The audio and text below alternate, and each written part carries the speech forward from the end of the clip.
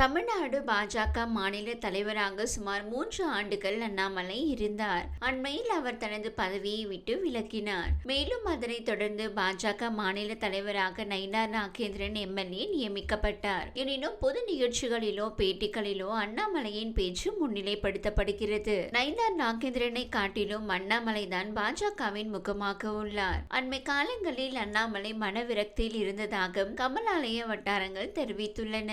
அண்ணாமலைக்கு அதிருப்தி ஏற்பட என்னதான் காரணம் என்ற கேள்விகள் மற்றும் அதற்கான பல்வேறு கருத்துக்கள் எழுந்து வருகிறது. அண்ணாமலை என் மண் என் மக்கள் என்ற தமிழ்நாடு தழுவிய பேரணியை நடத்தினார். 2024 நாடாளுமன்ற காலத்தில் அவர் நடத்திய இந்த யாத்திரை அண்ணாமலைக்கு உள்ள செல்வாக்கை உயர்த்தியது. தன்னை முன்னிறுத்தி எதிர்வரும் சட்டமன்ற தேர்தலை பாஜக சந்திக்கும் என அண்ணாமலை நினைத்திருந்தார். மேலும் அவர் ஆசைப்பட்டார். இதற்கிடையே நாடாளுமன்ற தேர்தலில் அண்ணாமலை போட்டியிட்டு தோற்றார். இதற்கிடையே தான் தமிழ்நாடு சட்டமன்ற தேர்தல் நடைபெற உள்ளது. இந்த தேர்தலை அதிமுகவுடன் கூட்டணி வைத்துதான் செல்ல வேண்டும் என பாஜக நினைக்கிறது.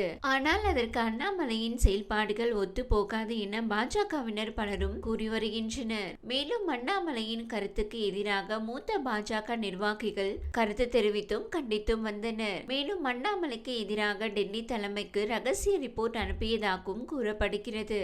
அண்மையில் கூட மத்திய நிதியமைச்சர் நிர்மலா சீதாராமன் தலைமையில் உயர்மட்ட கூட்டம் நடைபெற்றது. இந்த கூட்டத்தில் அண்ணாமலைக்கு அழைப்பு விடுக்கப்படவில்லை என தெரிகிறது. இதற்கிடையே கூட்டத்தில் பங்கேற்றவர்கள் பலரும் அண்ணாமலைக்கு எதிராக பலரும் கருத்து தெரிவித்துள்ளனர். இதனைத் தொடர்ந்து தமிழ்நாடு பாஜகவுக்குள் உட்கட்சி பிரச்சனை இருப்பதாக கூறி டெல்லி தலைமைக்கு ரிப்போர்ட் அனுப்பி வைக்கப்பட்டுள்ளது. இதனைத் தொடர்ந்து உள்துறை அமைச்சர் அமித்ஷா ஆலோசனை கூட்டத்தை நடத்தியுள்ளார். ஆனால் அந்த கூட்டத்திற்கு அண்ணாமலை செல்லாமல் புறக்கணித்துள்ளார். தமிழக பாஜக தலைவர் அண்ணாமலைக்கு தனது கட்சி தலைமை மீதும் அதிருப்தி ஏற்பட்டுள்ளதாக கடந்த சில நாட்களாக வதந்திகள் பரவி வந்தன. சமூக வலைதளங்களிலும் அரசியல் வட்டாரங்களிலும் இது குறித்த பல்வேறு விவாதங்கள் கிளம்பியிருந்தன. இந்த நிலையில் அண்ணாமலை தானே விளக்கம் அளித்து தனது நிலைப்பாட்டை தெளிவுபடுத்தியுள்ளார். எனக்கு பாஜக தலைமை மீது எந்த விதமான அதிருப்தியும் இல்லை. சிலர் பரப்பும் செய்திகள் முற்றிலும் ஆதாரமற்றவை. என்னை சுற்றி தேவையற்ற சர்ச்சைகளை உருவாக்க சிலர் முயற்சி செய்கிறார்கள். அதற்காகவே தலைமை மீது அதிருப்தி உள்ளது என போலியான தகவல்கள் பரப்பப்படுகின்றன.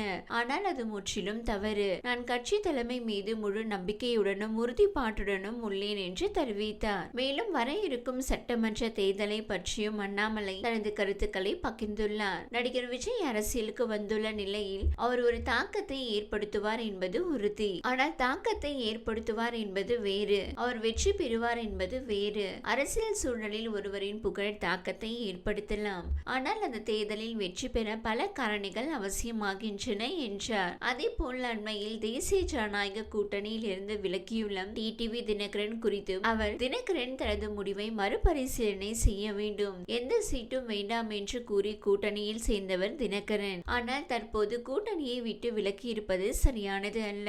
அதே போல முன்னாள் முதல்வர் ஓ பன்னீர்செல்வமும் தனது முடிவை மறுபரிசீலனை செய்ய வேண்டும் என்று குறிப்பிட்டார். இதன் மூலம் பாஜக கூட்டணியில் ஏற்பட்டுள்ள அதிருப்தி மற்றும் குழப்பத்தை சரி செய்ய அண்ணாமலை வெளிப்படையான அழைப்பு விடுத்துள்ளார். அதே சமயம் தன்னிடம் பாஜக தலைமை மீதும் எந்தவித குற்றச்சாட்டு அல்லது அதிருப்தி இல்லை என்பதை வலியுறுத்தியுள்ளார். அண்ணாமலையின் இந்த விளக்கம் தமிழக பாஜக அமைப்புக்குள் நிலவி வந்த குழப்பங்களுக்கும் முற்றுப்புள்ளி வைக்கும் வகையில் அமைந்துள்ளது. சில மாதங்களாகவே அண்ணாமலை மற்றும் கட்சி தலைமைக்கிடையே முரண்பாடு உள்ளது என்ற செய்திகள் பரவி வந்தன. ஆனால் அண்ணாமலை தன் வாயாலேயே அதை மறுத்திருப்பதால் பாஜக ஆதரவாளர்களுக்கு புதிய உற்சாகம் ஏற்பட்டுள்ளது. வர இருக்கும் சட்டமன்ற தேர்தலை முன்னிட்டு தமிழக பாஜக வலுவான கூட்டணியை உருவாக்க முயற்சி செய்து வருகிறது. இதற்காக அதிமுக உள்ளிட்ட கட்சிகளுடன் பேச்சுவார்த்தை நடந்து வரும் நிலையில் அண்ணாமலையின் விளக்கம் பாஜக தலைமைக்கு கூடுதல் நம்பிக்கையை ஏற்படுத்தும் என எதிர்பார்க்கப்படுகிறது.